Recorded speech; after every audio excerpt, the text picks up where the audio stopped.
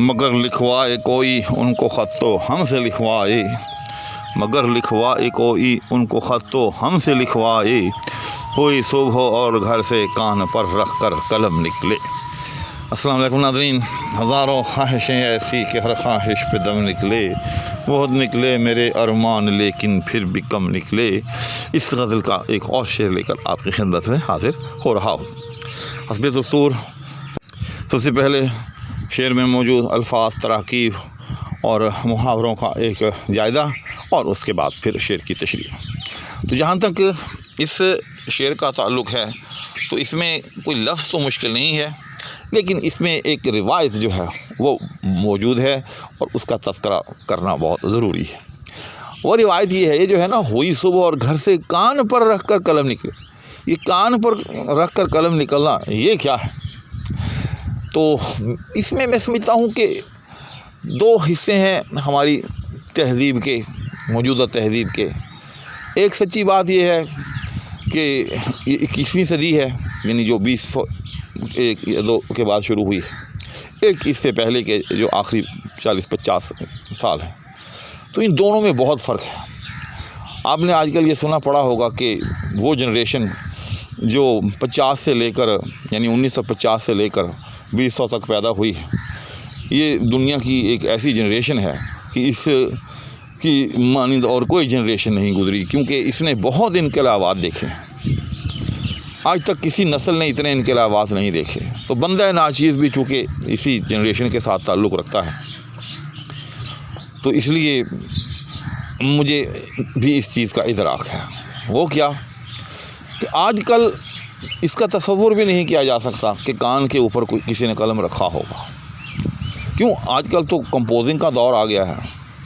आजकल तो कलम को वैसे ही जो है सिरे से खैराबाद कहा जाने लगा है, क्योंकि कलम की जगह जो है वो कीबोर्ड ने ले ली है कंप्यूटर पर। लेकिन पहले वक्तों में ऐसा नहीं था।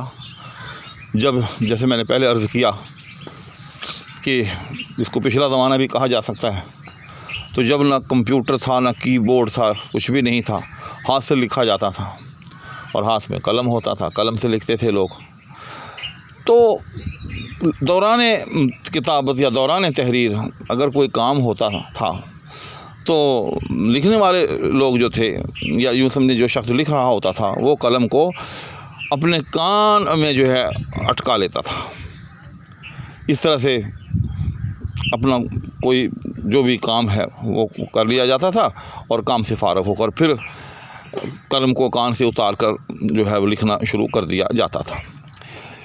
इसी तरह से वो लोग कि जो कि कातिब शुमार होते थे, तो गोया कि उनका तो यूँ समझे कि जिस तरह से आजकल वो बच्चों का बॉक्स होता है ना चीज़ें रखने के लिए, ये मुख्तलिफ जो चीज़ें होती हैं उनके बस्ते से मुताल्लिक़, लिखने से मुताल्लिक़, ड्राइंग वगैरह से मुताल्लिक़, तो उनके लिए एक छोटा सा बैग, इसको ग़ालिबन पाउच कहा जाता है।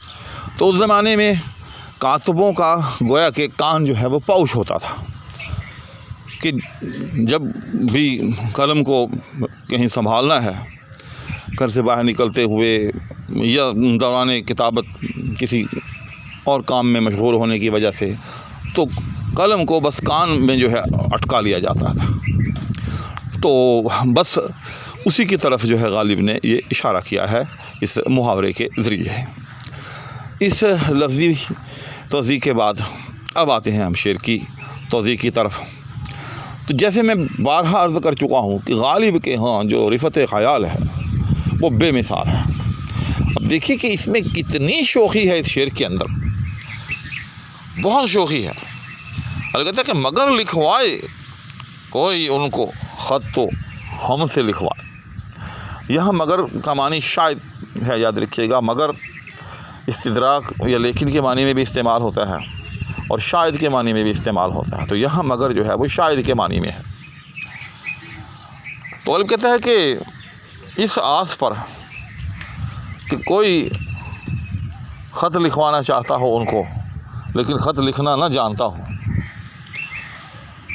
क्योंकि पहले वक्तों में लिखने वाले भी कम ही हुआ करते थे, हत्ता कि एक आम सी बात थी कि अगर किसी को ख़त लिखना पड़ता तो मोहल्ले में तलाश किया जाता था کہ کوئی صاحب جو ہے وہ لکھنا جانتے ہوں، تاکہ جو صاحب لکھنا جانتے تھے ان کی اچھی خاصی شہرت ہوتی تھی محلے میں، تو سبھی لوگ ان صاحب کی طرف رجوع کرتے تھے اور ان سے خط وط لکھوایا کرتے تھے، بلکہ خط پڑھوانے کا رواج بھی ہوتا تھا، چونکہ جو لکھنا نہیں جانتا تو وہ پڑھنا بھی نہیں جانتا تھا، تو پھر ان سے خط پڑھوایا بھی جاتا تھا۔ تو بہرحال مرزا غالب جو ہیں وہ صاحب انشاء بلکہ صاحب طرز انشاء نگار، تو فطری سی بات ہے ان کا لکھا ہوا خط، اور وہ بھی محبوب کی طرف، یقیناً ہر شخص یہ چاہتا ہوگا کہ غالب سے جو ہے وہ خط لکھوایا جائے۔ تو مرزا غالب کو یہی پہلو جو ہے اپنے یار سے ایک ربط پیدا کرنے کے لیے کام آتا دکھائی دے رہا ہے کہ کوئی شخص محبوب سے تعلق رکھتا ہو، یعنی غالب کا رقیب ہو، اور اس کو خط لکھنا چاہتا ہو لیکن خط لکھنا نہ جانتا ہو، تو وہ میری طرف یعنی غالب کی طرف رجوع کرے کہ حضرت ایک خط تحریر فرما دیں فلاں صاحب کی طرف۔ تو یہاں سے پھر غالب کا کام شروع ہو جائے گا۔ وہ کیسے کہ غالب جو ہے دوران تحریر بہت کچھ کر سکتا ہے۔ ایک تو یہ کہ دوران تحریر کوئی ایسا ذو معنی لفظ استعمال کر دے کہ جس سے غالب اپنے دل کا حال جو ہے وہ اس تک پہنچا دے۔ اسی طرح سے کوئی طعنہ رقابت کا کہ دیکھیں کہ فلاں صاحب جو ہیں آپ کو خط تک تحریر کرتے ہیں اور آپ ان کے خط تک پڑھتے ہیں، تو غالب کو جو ہے اپنی جو رنجش ہے، اپنا جو جلاپا ہے رقابت کا، اس کے اظہار کا موقع مل جائے۔ نیز جب کوئی صاحب غالب سے بنام محبوب و معشوق خط لکھوائیں گے تو اس سے غالب کو اپنے رقبا کی فہرست کا علم ہوتا چلا جائے گا کہ فلاں صاحب جو ہیں وہ بھی میرے معشوق کی طرف رجوع رکھتے ہیں، فلاں صاحب سے بھی ان کے تعلقات ہیں۔ اس طرح سے غالب کو اپنے محبوب کے زیادہ سے زیادہ احوال جو ہیں وہ معلوم ہوتے چلے جائیں گے۔ الغرض اس میں غالب کا فائدہ ہی فائدہ ہے، جو کہ مختلف الجہت ہے، جس کی جہاد کی طرف میں نے ابھی اشارہ کیا ہے۔ لہذا ہوئی صبح اور گھر سے کان پر رکھ کر قلم نکلے، لہذا مرزا غالب نے کیا کیا کہ جو ہی صبح ہوئی قلم کو کان میں اڑسا اور گھر سے چل نکلے، مگر لکھوائے کوئی ان کو خط تو ہم سے لکھوائے۔ اس شعر میں یوں سمجھیں کہ عملاً جو ہے وہ دوسرا مصرع پہلے ہے اور پہلا مصرع بعد میں ہے۔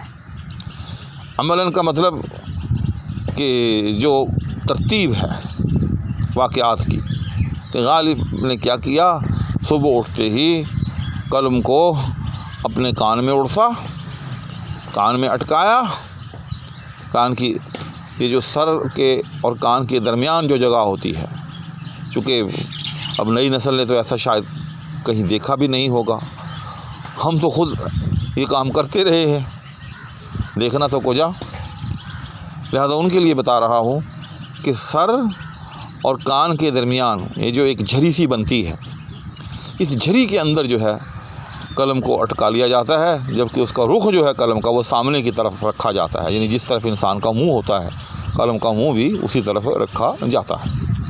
تو بہرحال جیسے میں نے عرض کیا کہ ازروِ ترتیب یہ دوسرا مصرع پہلے وقوع پذیر ہوگا کہ غالب جو ہے کان پر قلم رکھ کر گھر سے نکل پڑا ہے، مگر لکھوائے کوئی ان کو خط تو ہم سے لکھوائے، کہ شاید کسی شخص کو محبوب تک خط لکھنے کی حاجت ہو لیکن اس کو کوئی کاتب دستیاب نہ ہو رہا ہو، تو جب وہ مجھے دیکھے کہ یہ صاحب جو ہیں کاتب ہیں، کان پر قلم اٹکا ہوا ہے، یقیناً کاتب ہیں، تو وہ مجھ سے خط لکھوا لے، اس طرح سے میرا مدعا جو ہے وہ پورا ہو جائے۔ تو ناظرین، امید ہے کہ یہ شعر بھی آپ کو سمجھ میں آ گیا ہوگا۔ اگلی ویڈیو میں اگلے شعر کے ساتھ پھر حاضری ہوگی، اس وقت تک دعاؤں کی درخواست کے ہمراہ اجازت چاہوں گا۔ اللہ حافظ۔